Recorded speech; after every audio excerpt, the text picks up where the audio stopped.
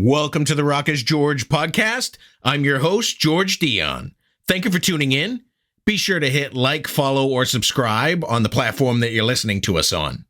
You can also check out my work at the loudest.com on the planet, knac.com, for exclusive hard rock and heavy metal interviews, live show coverage, album reviews, and more. My guest for episode 183 is Swedish guitarist HAWE Peterson. You may know Oz from his band OSUKARU. They released a fantastic album in 2021 called Starbound. He has a new project. It's called HAWE Peterson'S Rendezvous. He teams up with keyboardist MATHIAS ROSÉN for this one. And here's HAWE Peterson to tell you more about it. If I knew absolutely nothing about HAWE Peterson'S Rendezvous, how would you describe the band's music to me? Rendezvous is very much a throwback project. We've tried our very best to make it as to sound and to feel and to look as much as a release that came out circa 88 to 91 as possible. We tried to do to music what Stranger Things did to TV, basically, and bring back the feels of the yesteryears. And musically, I would say we're trying to aim somewhere between Bad English, The Storm, Journey, obviously, maybe even Soraya, Vixen, Robin Beck, and early day Michael Bolton. For sure, and I think you hit the nail on the head with the new album. But before we get to the new album, you and MATHIAS ROSÉN are kind of the key players in this Rendezvous project. But your pairing together goes back to a band you guys worked in called The Eye, or I rather. How did that? Tell me a little bit about that project. I was my first band within this genre of melodic classic rock, basically. Before that, I played heavy metal, and I wanted to try something new, and I tried to start up a band and in this genre, and that became I, basically. And MATHIAS is one of the first few that I found to form the band, and we hit it off right away. So when I folded after the release of just an EP, basically, and we kept in touch. So you guys have been kind of writing back and forth since I's breakup in 2010, but was it the lockdowns that gave you guys the opportunity to finally record something together? Well, basically, we did write throughout the years, but I've been busy with OSUKARU, and he's been busy doing other things. So we haven't had a goal in that sense. We just wrote to see where it went, basically. And when after the release of Starbound, with OSUKARU, the one you have there in the back, there were no show days, no tour days lined up or anything. So, and I called MATHIAS and said, you know what, should we actually try and make something out of this? And that's when it became serious all of a sudden.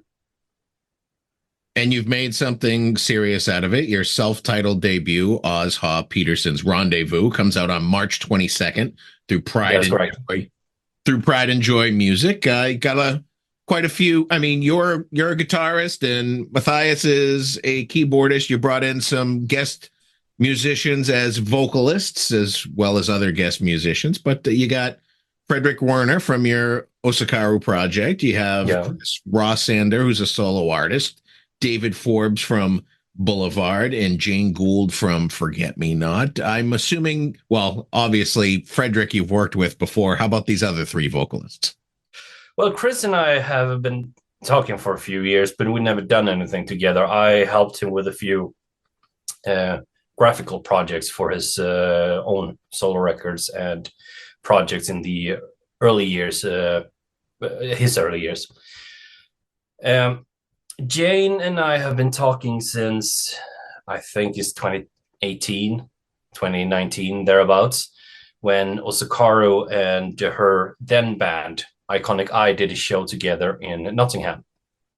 We hit it off quite well too. So she actually came over in 2019. She flew over to Gothenburg here in Sweden, where I live.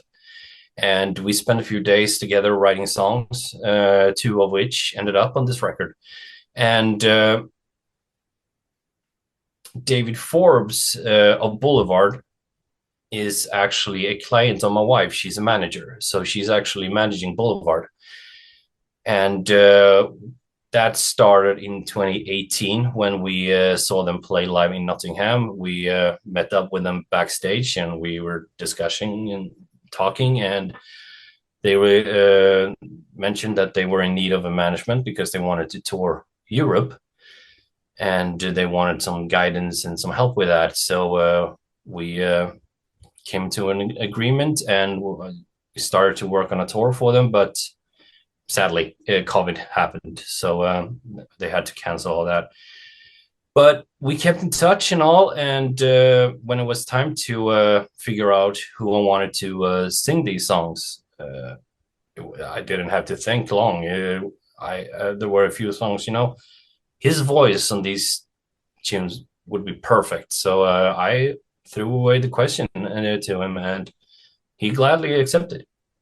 And I'm very, very happy for that. And of course, Fredrik has been with by my side since 2012, and I know I wanted him on board too because he's a phenomenal singer, and he can do so much more than what he does in OSUKARU and Air Raid. And I wanted to show a little bit of a softer side on a few of his tracks.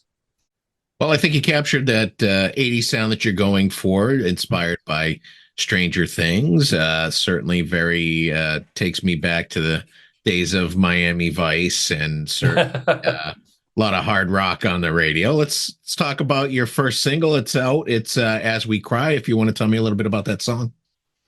I think it was a second song we wrote for this. That was specifically for not this project, because when we wrote it, it wasn't set in stone just yet, but a project that me and Matthias would have down the line. Because the first few tracks are, the main riffs of Sacred Land and All Roads Lead Back to You that were from the I days. Actually, we used those licks and wrote new songs around them. But As We Cry was the second, I believe, brand new track that we wrote for this one, and it has gone through a few different titles and a few different lyrics, and eventually it ended up with what it is, which pretty much it is about how we need each other to make the world go round. Basically, we can't do this on our own. We need to be a unit, every one of us. I don't know what to say, but it's one of those songs where I think captured the entire essence of what is this album. So that's why I wanted to start with it. Are you planning a second single before the album's release? Oh yes, it's coming out on March 1st. Which one will that be? That would be The Essence of Love with Jane Gould on vocals. Fantastic song, fantastic vocalist. I was very surprised that I hadn't heard of Jane before. If you want to talk a little bit about The Essence of Love.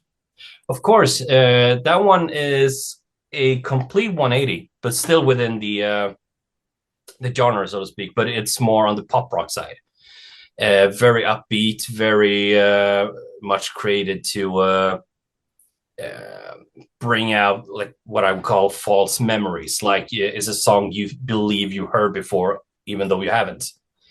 Yeah, it's one of those upbeat summer drive, let's go to the mall type songs about. I actually don't fully know what it is about. Jane wrote the lyrics for that one, and she has this cryptic way of telling stories that I just love. But I would say it is about second chances, all in all, and but with a positive vibe to it.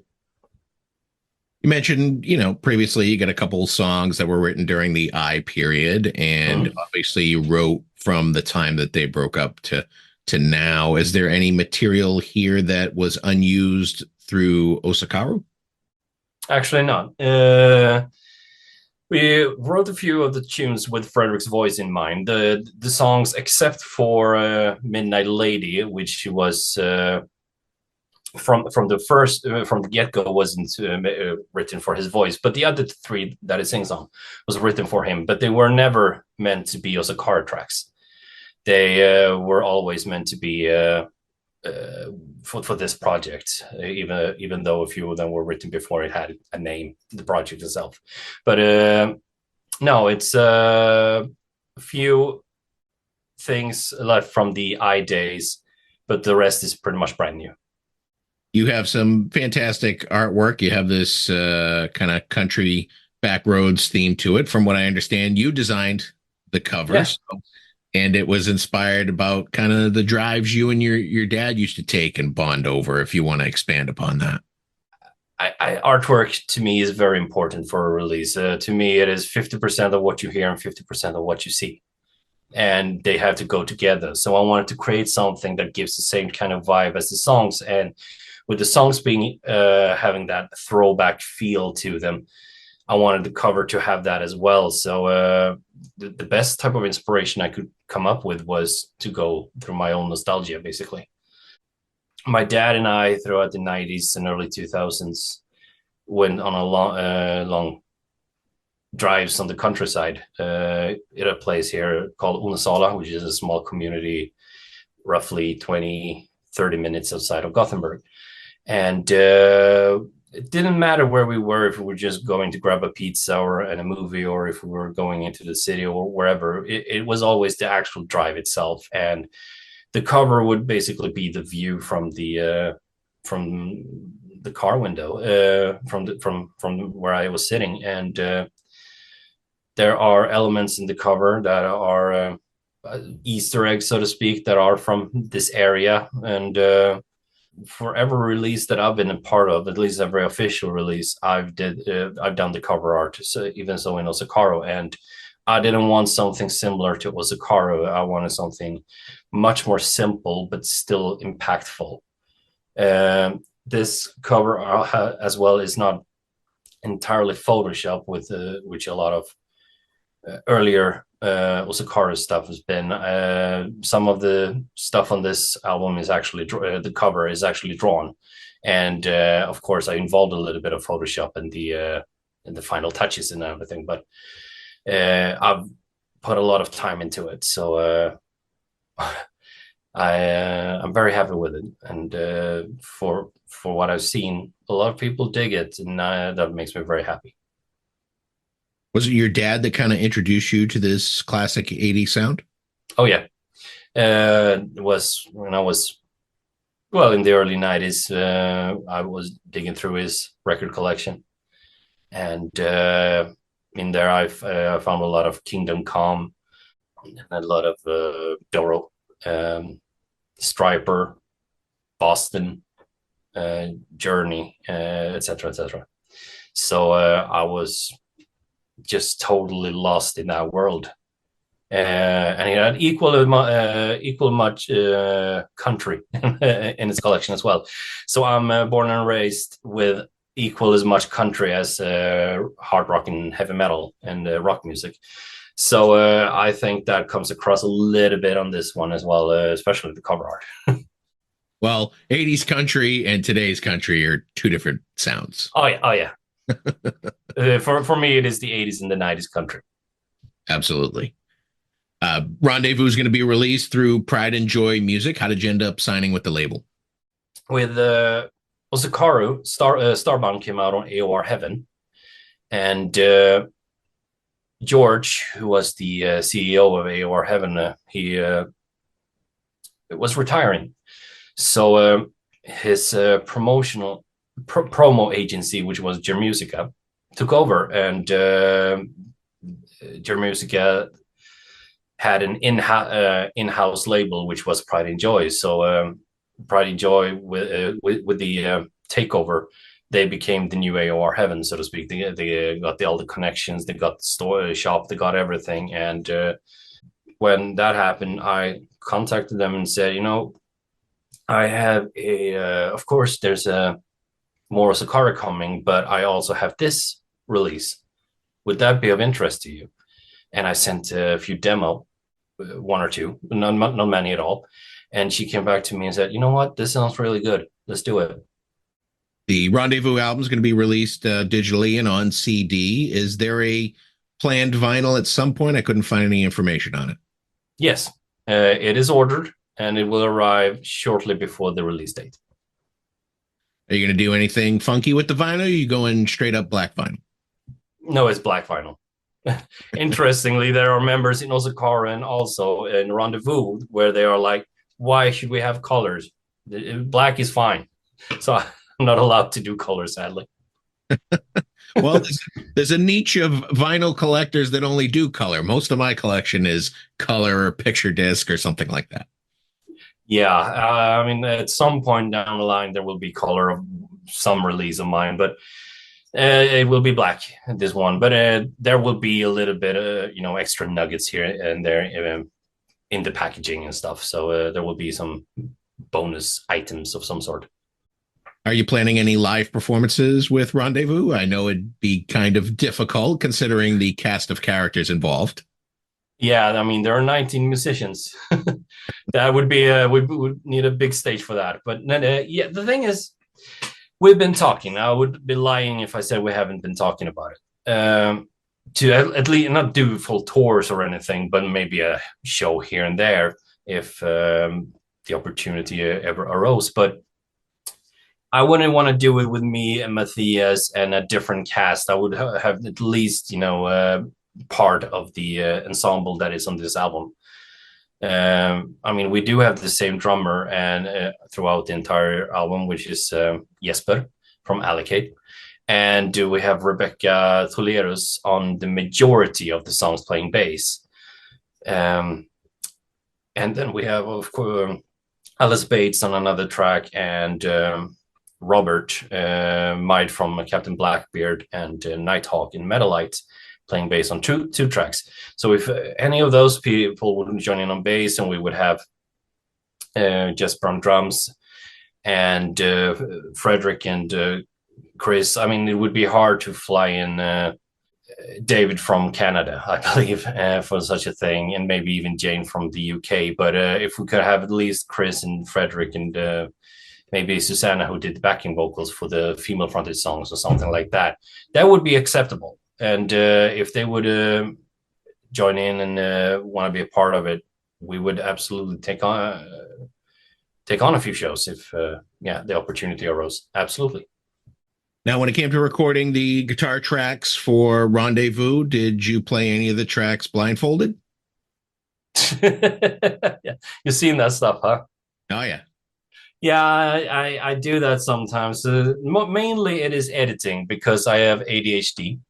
I put too much effort into the way it looks than the way it sounds. I mean, if the guitar doesn't look aligned, although it sounds perfectly fine, I will still go in there and fix and do this and that. But what I do is basically I cover my eyes and I listen throughout the songs a few times, and then I just film myself speaking out loud.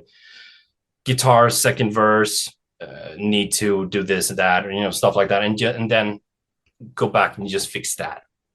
It's something I tried for Starbound, and it worked, so I tried for this one as well. And yes, there have actually been a few the bass on the song These Tears is played by me, and it is recorded with my eyes covered, the entire song, the bass track.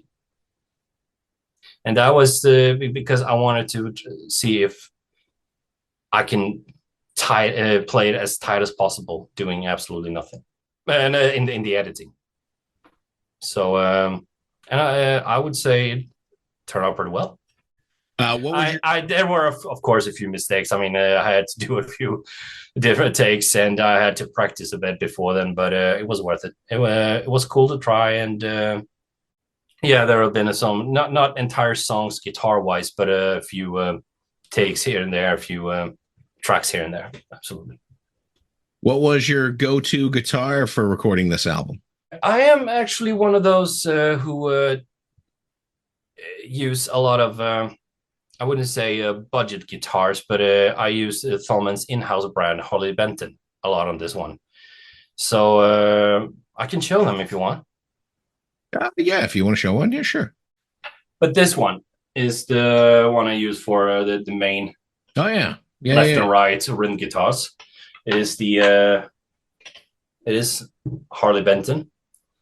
Okay. I used this one. I bought it for the Starbound tour that we did, and it served me well. And I wanted to include it on. I'm gonna continue including it on upcoming records as well. But it did wonders. I had my luthier to have a look at it. Peterson guitars. He did a little fixer-upper on this one, and it's just sings beautiful guitar. So I use that for the main guitars, and for the clean guitars, I use this one, also Harley Benton. Okay. Because I never had a Stratocaster of any sort before, but when doing this album, I figured on, bands like FM, Strange Ways, of course, Journey as well, and the Toto, etc. They have that slick, clean Stratocaster sound in the backgrounds. So I had to get one of those. Well, and same thing with this. He done some work on it, and just sounds great. Well, it makes sense that you didn't play too many Strats, because you said earlier that the look is just as important as the music. So I understand that Strat doesn't really get too fancy. No, but it's great. And then I also have a Ovation copy from Harley Benton which I recorded the acoustic parts with on 2 of the songs. And I've also been using the Ibanez that I've had for well over a decade now. That I've pretty much have used on every single OSUKARU album to this date, and I used that for a few of the tracks as well. So those are the guitars that I used. We've mentioned OSUKARU quite a few times during the course of this interview. Your last album was Starbound, came out in 2021. Fantastic album. Do you have anything in the works for the next album? We are writing the next one as we speak. I have the basics of the majority of all songs as it is. Just basic ideas like, this is where I want the chorus to go, this is where I want the verse to go. And I'm just in the stage now where I will send it out to the other guys and get their inputs and all that. So yeah, we're in the early stage of the pre-prod, but as soon as we get that going, the other one chime in, it will just, time will fly. And it will be out hopefully at some point by the end of this year. I don't think you ever got to play live to support Starbound, did you? Yes, we did in last year. Oh, okay. We did a few festivals in Europe, plus a few shows in Spain. What are the chances of an artist like you guys coming out of Sweden to play in the US? Probably not too many opportunities. It's hard, but we're not the ones saying no. We would absolutely take the first plane over. We would love it. It's been a dream of mine, and I know it's been a dream of the other guys too, to come over. So at some point, I really hope that we can do that. There are a few cruises and stuff that have started to invite European bands to come over. So hopefully they will find us and ask us to join in. We sure wouldn't say no. Absolutely. So the name of the project is HAWE Peterson's Rendezvous. And I feel like this is a Swedish specific thing where the main guy puts his name in the title. You could have called it just Rendezvous, but like, I got an album above yours that's Joachim Norlund's Dreams of Avalon. He could have just called it Dreams of Avalon. Why not just call it Rendezvous or just HAWE Peterson? Well, we don't. want to call it HAWE Peterson for the simple reason that this really is not a solo project. It is as much Matthias' project as it is mine. We are equal parts. But using my name is something we agreed on early on, because I've been out there with OSUKARU and made a little bit of noise, and it would hopefully draw the attention from the fans in the OSUKARU camp. Are you working on any other music projects outside of OSUKARU and Rendezvous? Oh yeah, I have another band coming up, a band project coming up with a singer in Spain. That will happen at some point this year as well. We are halfway through the first album. It's called 6, as in the number 6. So we will make some noise with that as well at some point this year. And I dip my toes a little bit here and there. So there will be projects coming up. I mean, we had 2 years, almost 3, where we didn't do much. So I've been busy behind the scenes. Well, those are all the questions I have for you today, Oz. The new HAWE Peterson's Rendezvous. Excuse me, I'll try that again. The new HAWE Peterson's Rendezvous album comes out on March 22nd through Pride and Joy Music. Fantastic album. I loved it as much as I loved OSUKARU's Starbound. Wow, thank you so much. I want to thank you for coming on the podcast today to talk more about it, and I wish you the best of luck in the future. Thank you so much. It's been an honor to be talking to you. I mean, I've been following this channel and your podcast for a while now, so thank you so much for inviting me. Once again, I want to thank HAWE Peterson of Rendezvous for coming on the Rock is George podcast.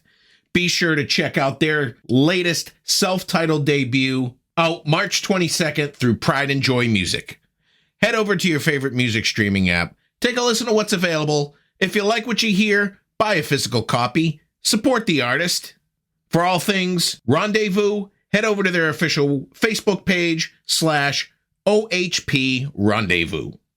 You've been great. I've been George Dionne. Discover your next favorite artist on the Rock is George podcast.